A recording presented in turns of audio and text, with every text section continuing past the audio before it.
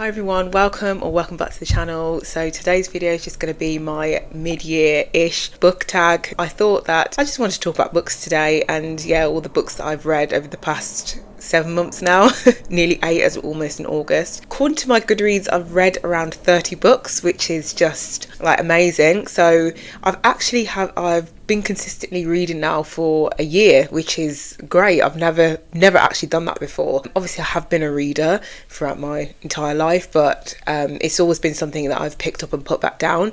So this is the first time in my life where I've actually like consistently read more than 2 or 3 books a month for an entire year. So that's really good, and quite proud of myself. So yeah, read 30 books, give or take. So yeah, I'd be interested to talk through those ones. I haven't really planned for this video, to be honest. I've got a few of the questions. Some of them I don't think I can answer because like for example, some of them are like sequels. I haven't really read any sequels this year. I'm just going to try and answer the ones which I can answer, obviously. But yeah, I usually tend to plan and have some notes about things because brain fog. I'm just going to roll with it today and see what comes out of my brain. Yeah, we have quite a few books here. Let's just get started. So the first question is best book I've read so far. Actually, so Library of a Viking actually reached out to me, I think back in June. He asked if I wanted to be featured again in his video about his the best books of 2024 so far video.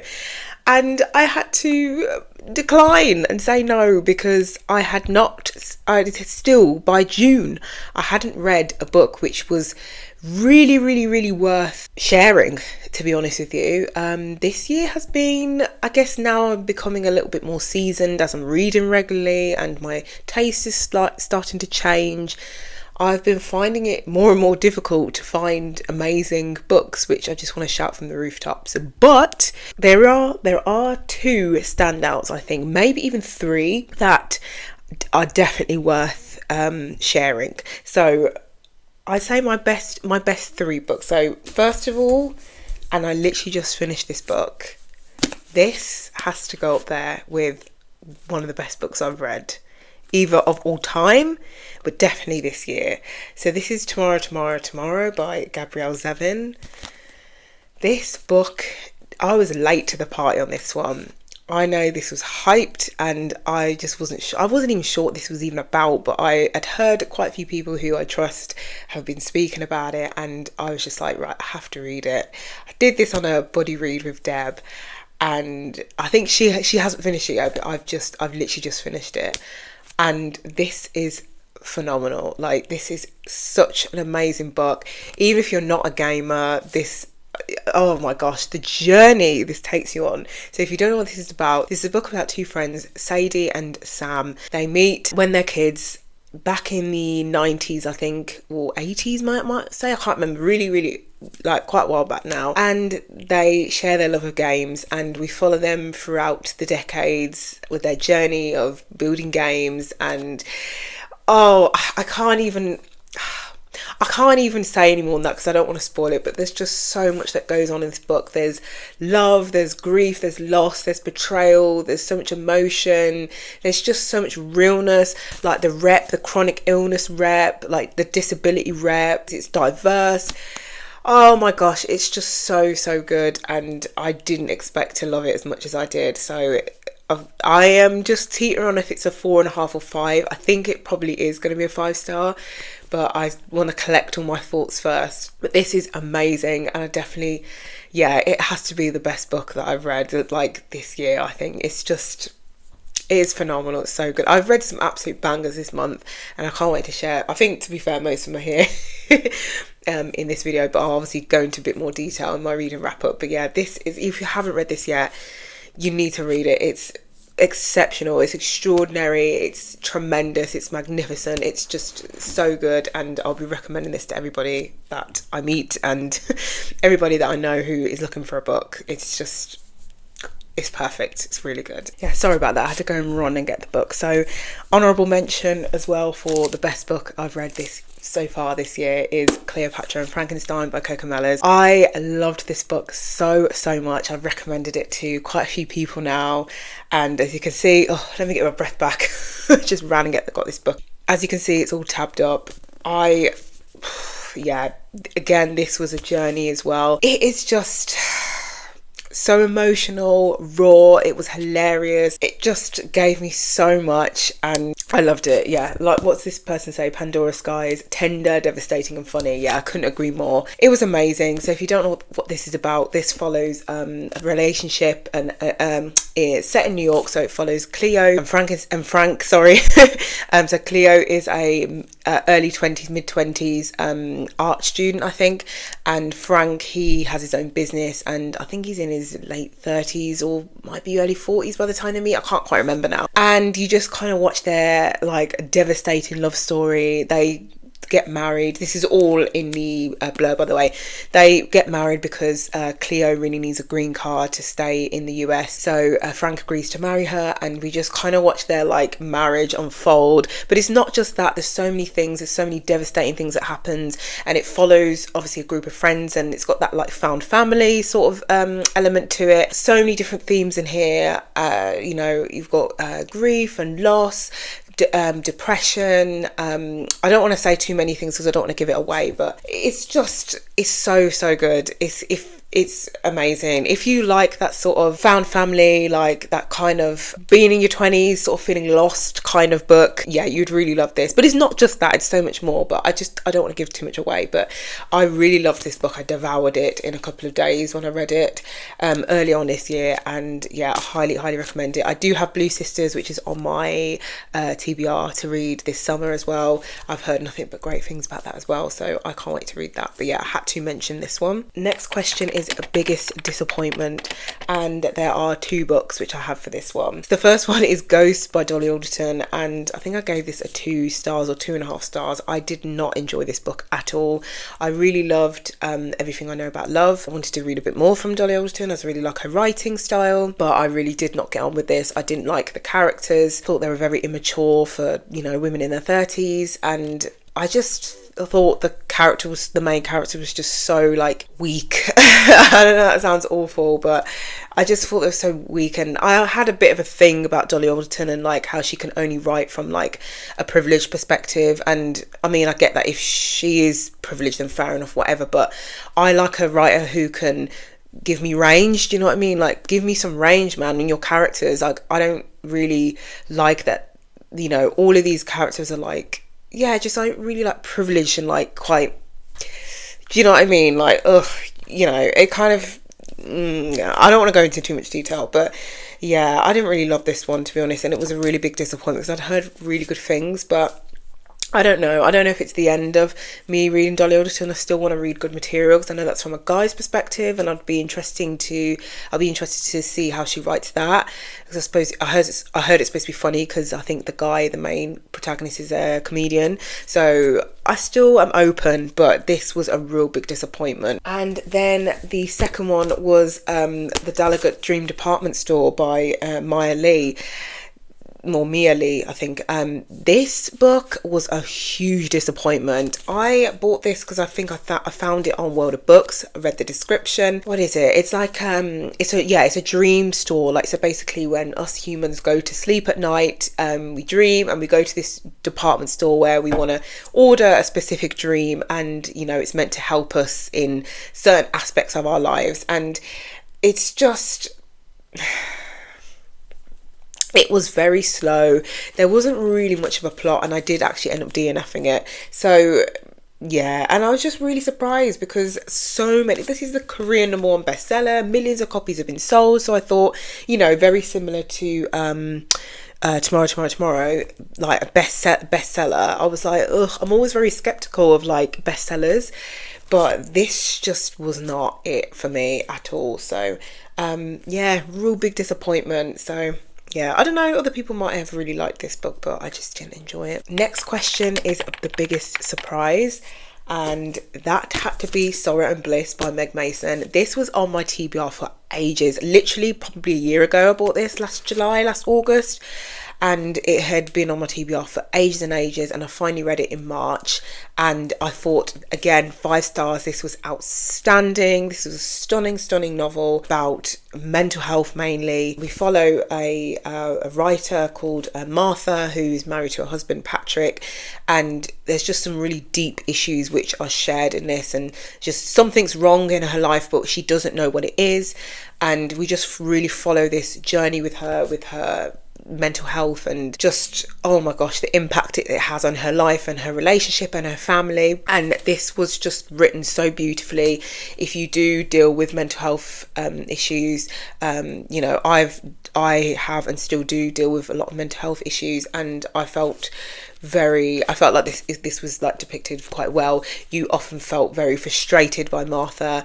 You felt really like sad for her, and I think, you know, this had me like in a chokehold with, you know, how mental health, it ebbs and flows in life, doesn't it? Sometimes it's good, sometimes it's bad, and I felt that this was written like that. So yeah, if you haven't read this already, I do really highly recommend it. I know Meg Mason has another novel called You Be Mother. If you let me know if you've read that. Do you think I would like it if I like this?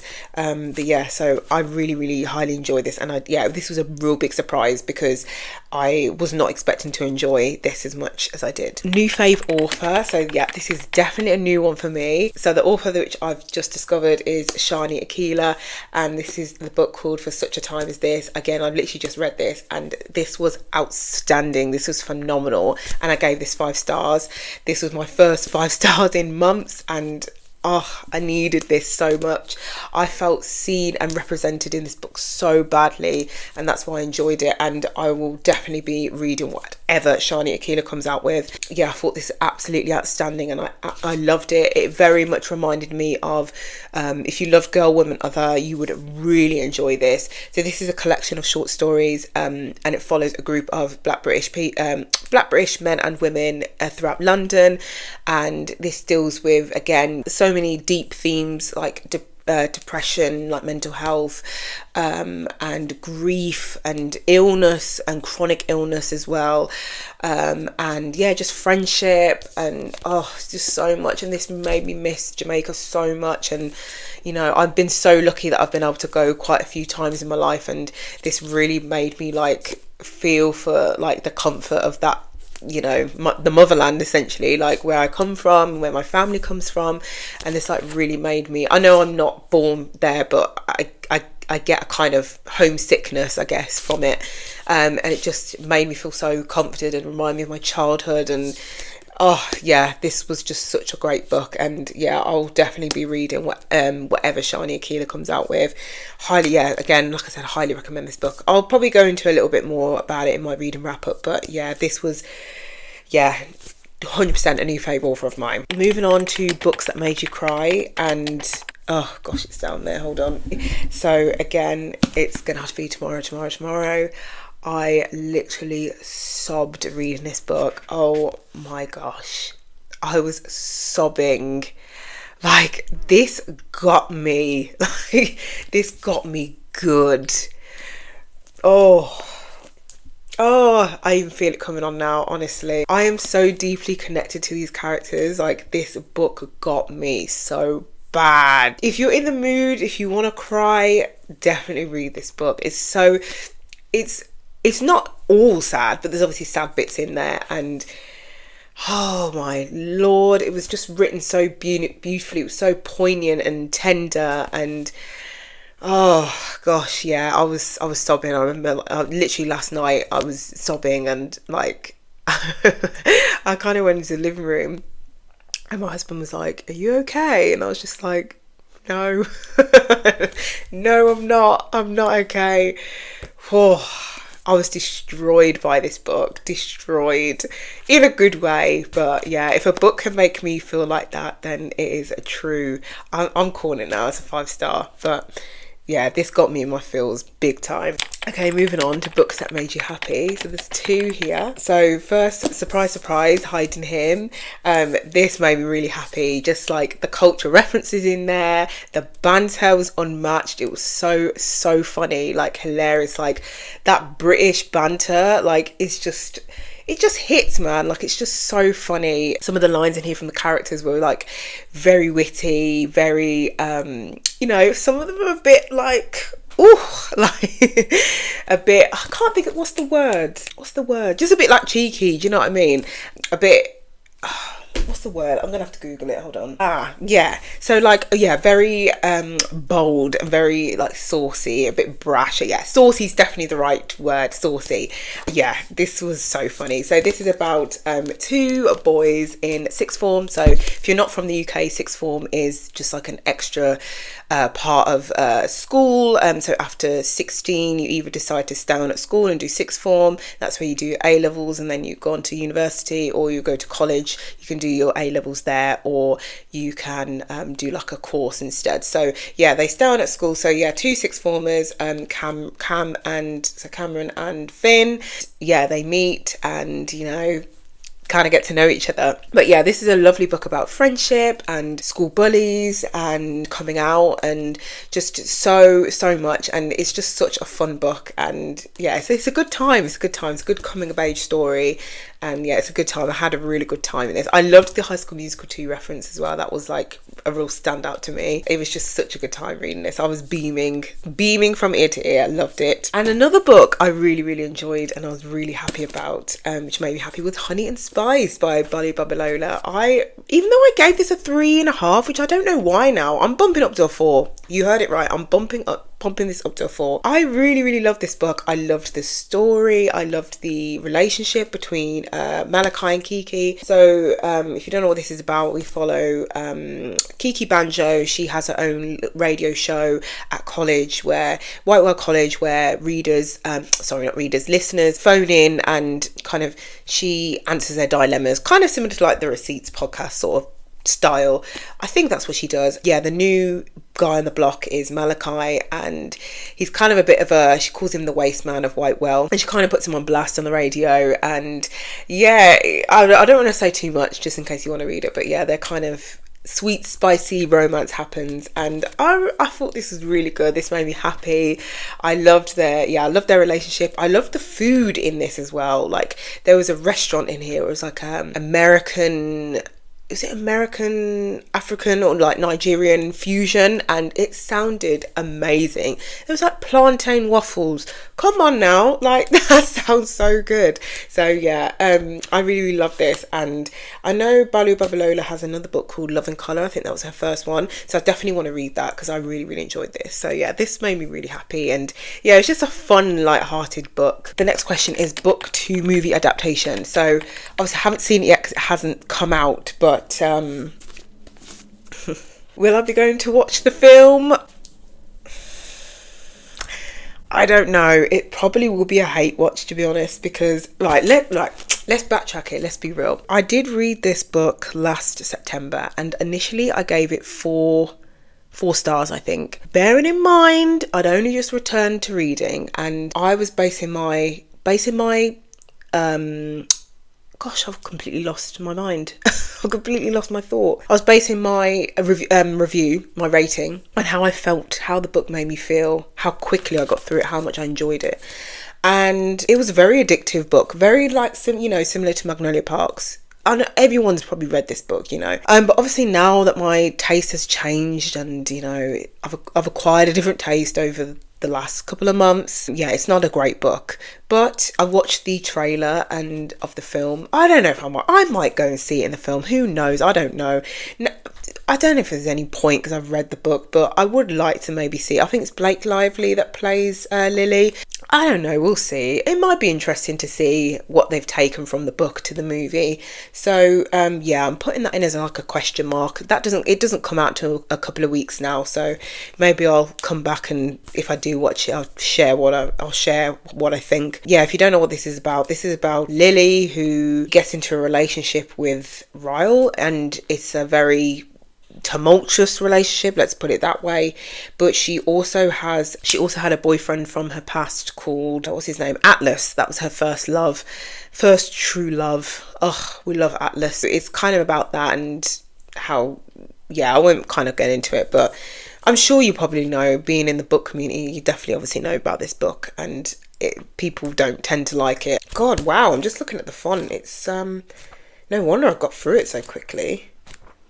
Wow. But yeah, I might watch the book to movie adaptation. I don't know. I think I struggled answering this question because I don't think I have watched many book to movie adaptations recently. I did start watching The Other Black Girl on Disney Plus, but I quickly turned it off because it wasn't very good. I am patiently waiting for The Secret Lives of Church Ladies for that to come out. I don't know if they're filming it or whatever, or if it's in post-production, I don't know, but I desperately want to watch that. So I know HBO are doing it. Oh, and I also watch Queenie. I guess that's not a movie, that's a TV, but if you want to know what I thought about that, I explain it in my previous reading wrap up. I'll link it. Next book is Beautiful Books. Okay, so bear with me on this one. I decided to show my Twilight covers.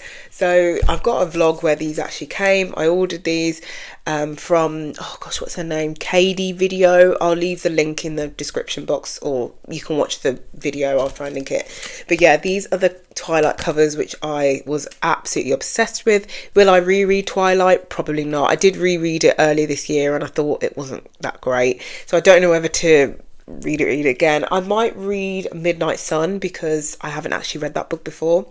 And I also have the 10th anniversary edition of Twilight, which has another book. I can't remember what it's called, but I don't know if I'll read that or not. Or, I don't know, I might just leave it. But yeah, I absolutely adore these covers. I love them so much. They're like a video game. They're like a kind of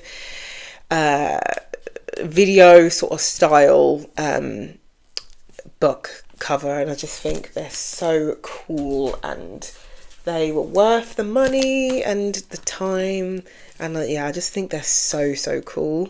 I love them so much. I was obsessed when they came, and I'm still obsessed with them now. I think the Breaking Dawn one's my favourite on the back, but yeah, I was geeking out when these came, I can't lie. So cool. And then this is Midnight Sun, which didn't quite fit. It was a bit too tall, but it's okay, it's fine. Yeah, I probably won't read them, but hopefully, you know, if I ever get a library room one day, I'll be displaying them. Last but not least, last question, still need to read. Well, as you may have already seen, I did do a TBR video. Well, I didn't do a proper TBR video, but I included my summer TBR in my last video if you want to go and watch it. Just some books which are standing out to me, which I do want to read. Probably won't be in the summer, but probably be like in the autumn.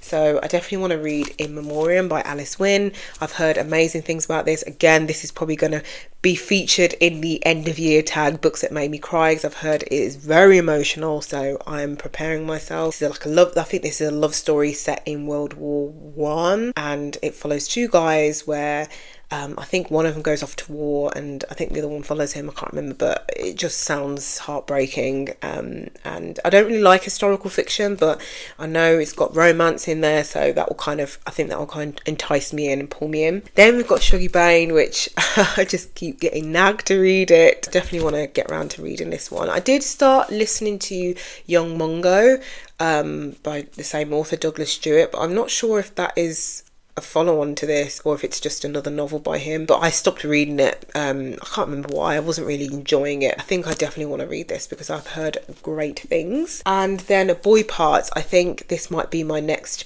book potentially in July. I'm not too sure because I'm currently reading, what's it called, I Who Have Never Known Men, I think that's what it's called, by, oh gosh, I can't see, I haven't got my glasses on.